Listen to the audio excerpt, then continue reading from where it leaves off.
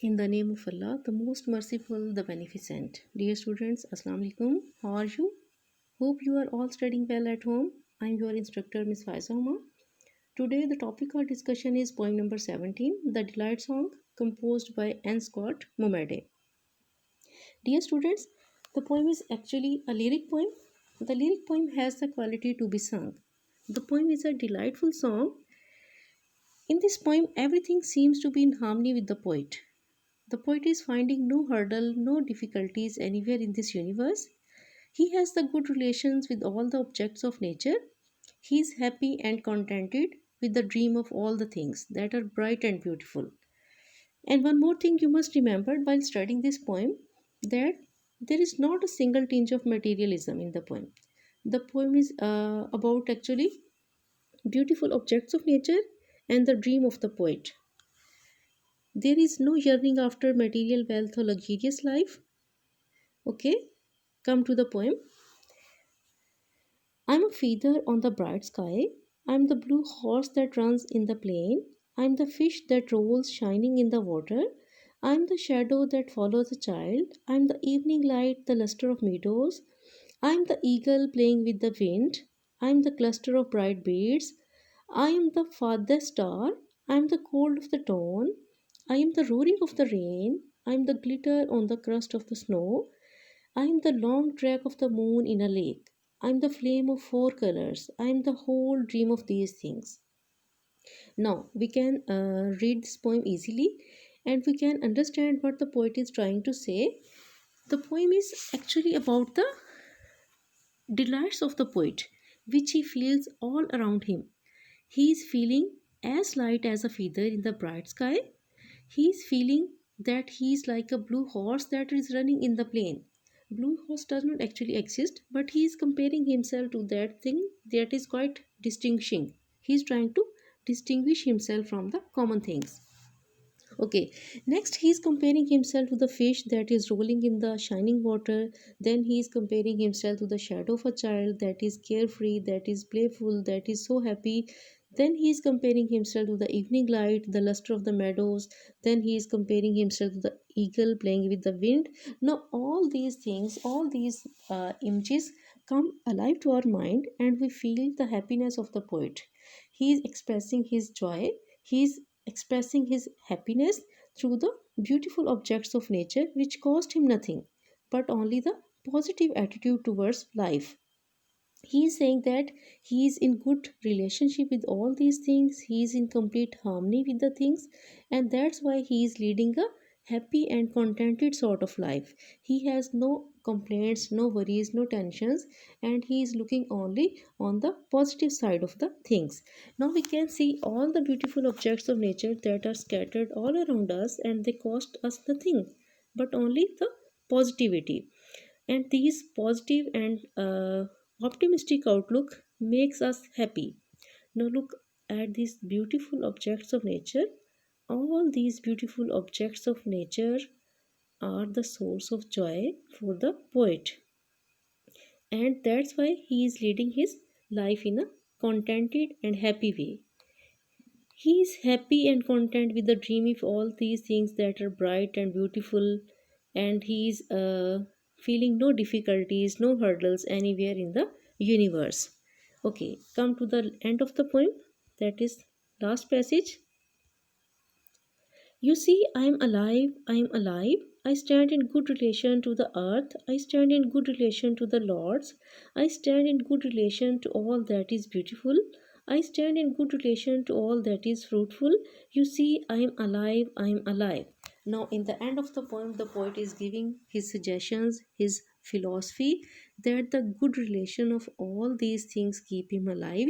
He is vivacious, he is lively, he is excited, he is full of life because these things keep him alive. He has a good relation with all these things, and he is looking at the beautiful and fruitful things, and this relation keeps him alive. Okay, there is he is in complete harmony and has a good relation with everything. He is playful and light like the shadow of a child, the cold of the dawn, the glitter of snow, and the flame of fire. All these things keeps him alive. He is happy. Okay, ठीक है ना बेटा, मतलब इसमें आपने ये देखना है कि जैसे वो पोइट ये बात करने की कोशिश कर रहे हैं कि हर चीज़ जो है ना वो अपने अंदर ब्यूटी का एलिमेंट रखती है, ठीक है ना। अगर हम अपनी एटीट्यूड को पॉजिटिव रखेंगे, हम चीज़ों को जो है उनके पॉजिटिव एंगल से देखेंगे, तो हर चीज़ जो है वो हमारे लिए सुकून का बायस होगी, हमारे लिए खुशी का बायस होगी। अब जैसे देखें ना, इसमें फ्लेम की बात हुई है, तो flame also has the capacity to burn, but he is not talking about its destructive element. He is only talking about its positive thing. He is looking only at the beauty of this thing. So this attitude makes him alive. ठीक है ना, मतलब कि वो उस चीज़ को अच्छे से इंजॉय कर रहा है, अच्छे से चीज़ों को देख रहा है, और यही जो है ये उसकी डिलाइट का, उसकी हैप्पीनेस का सोर्स है। ठीक है, तो इसमें आपने जो है इस पोइम को जो है वो उसके पॉजिटिव एंगल से देखना है, और इसमें आपने थोड़ा सा ये चीज़ माइंड में रखनी है कि इस पोइम में दो जो हैं वो एटीट्यूड डिस्कस हुए हैं। एक जो है वो पॉजिटिव लुक है और एक जो है वो नेगेटिविटी होती है। तो ऑप्टिमिज्म जो है वो इस पोइम में डिस्कस हुई है। ऑप्टिमिस्टिक आउटलुक की पोइट जो है वो बात कर रहा है। ठीक है, okay, now come to the exercise of the poem. Okay, look at the first question. What do you understand when the poet says, I am the shadow that follows the child? Now look at the line, what the poet has taken from the poem, I am the shadow that follows the child. Definitely the child is happy, he is playful, he is carefree, and his shadow will also be the same. So the poet is talking about his happiness, and he is expressing, he is actually giving us the parameter of his joy, that he is so much happy that he can be compared to the shadow of a child. He is giving us his happiness. How can the question number second is, how can the crust of the snow glitter? The crust of the snow can glitter when the sun rays fall on it. When the rays of the sun fall on it, the snow becomes to glitter. Okay, number three is, what is the dream of the poet?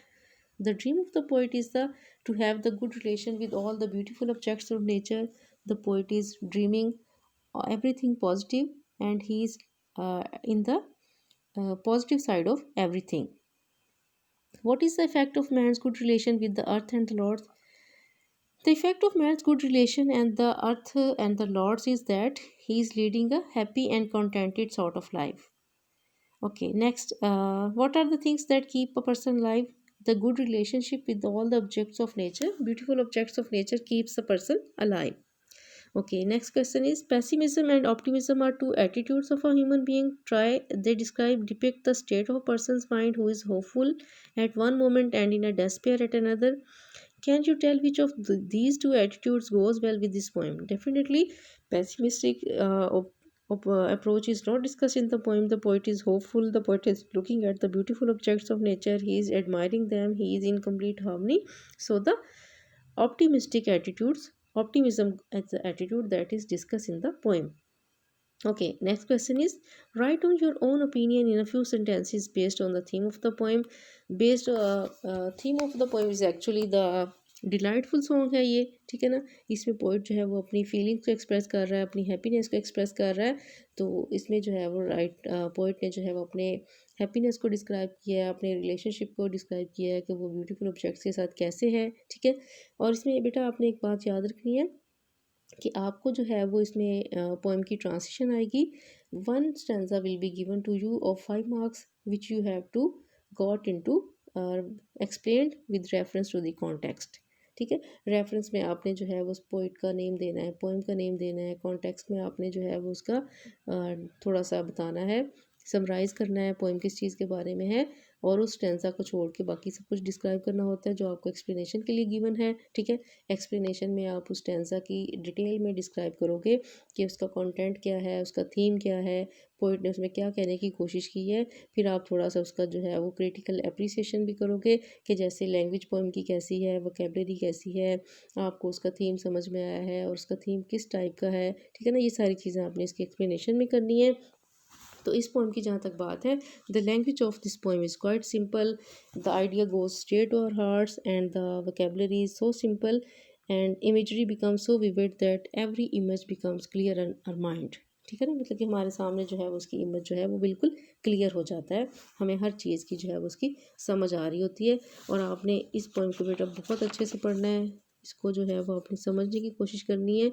और अगर इससे related आपको कोई भी question हो, कोई भी queries हो, डिफ़िकल्ट आपको कुछ लगे तो आपने मेरे से ज़रूर पूछना है, ठीक है ना। क्वेश्चन आप मेरे से पूछ सकते हैं। ओके जी, अल्लाह हाफ़िज़।